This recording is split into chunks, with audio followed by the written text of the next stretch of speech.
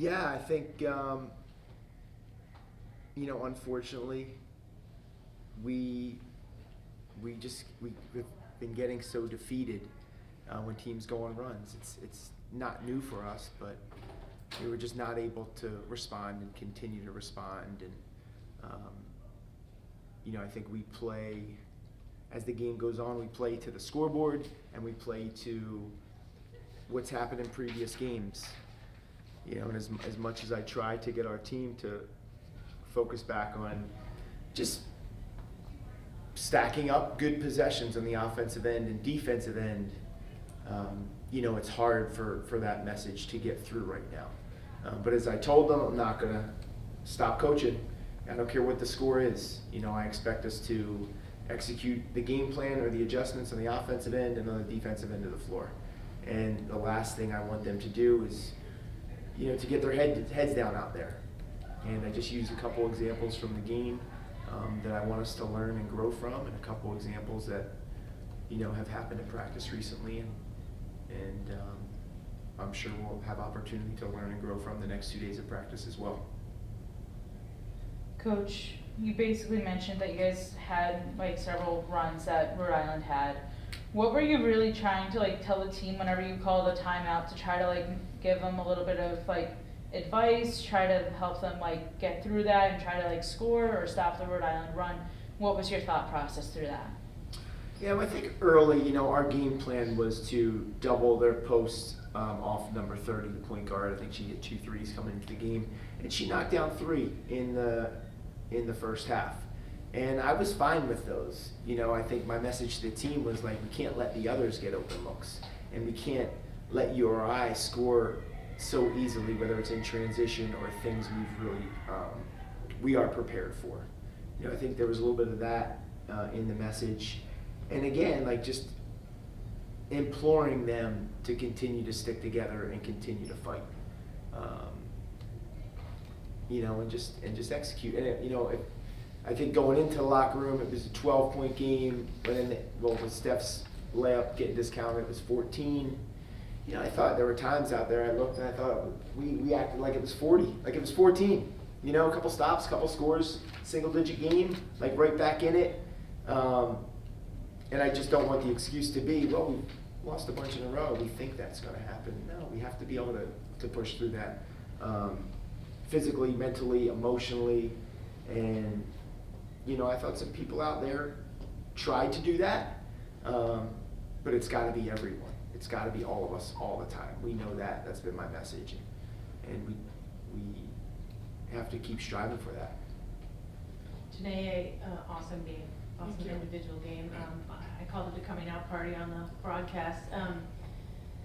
You were so skilled, you were tough against arguably some of the best post players in the A10. And it also showed maturity, really smart, great moves. Just talk about how you felt on the court tonight.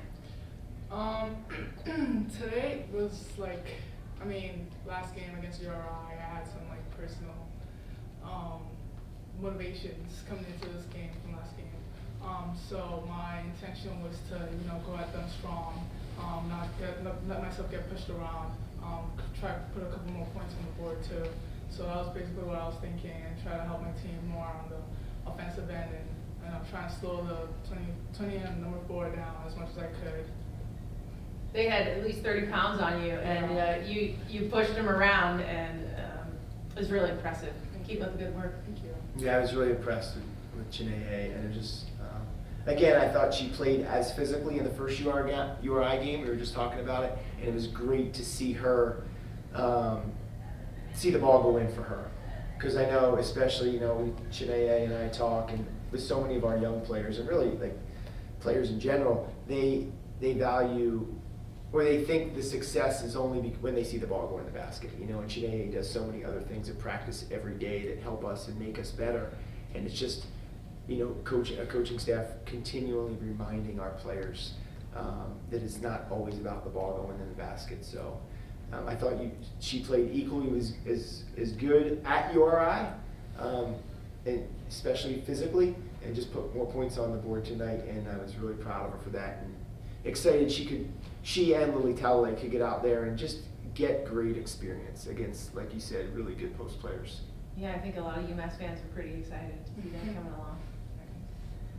Coach, we saw Bree Bellamy go down there midway through the second quarter. Could we possibly get an update on what exactly happened? I think she's going to get reevaluated after the game. I knew they ruled her out for the game, so we'll find out more information. Hopefully have some more tomorrow or Friday. One or two more for Coach. Johnny, you got something? Yeah, Coach, after Bree went down, it kind of seemed like a lot of people kind of slid into that forward position, Lily Ferguson especially. What did you see from her and from all the others that kind of had to play out tonight?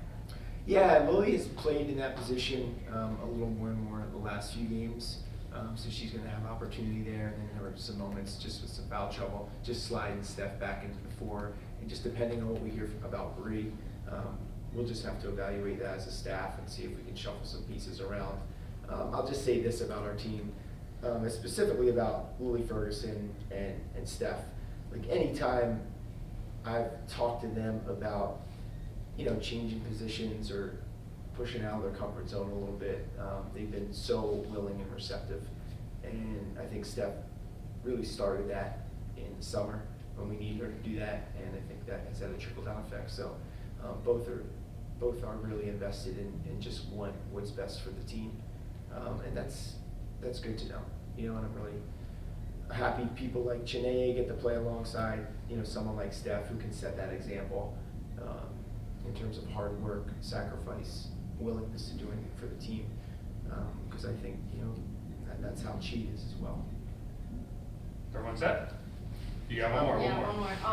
Last time you talked about getting more players and newer players involved in your offense. Yeah.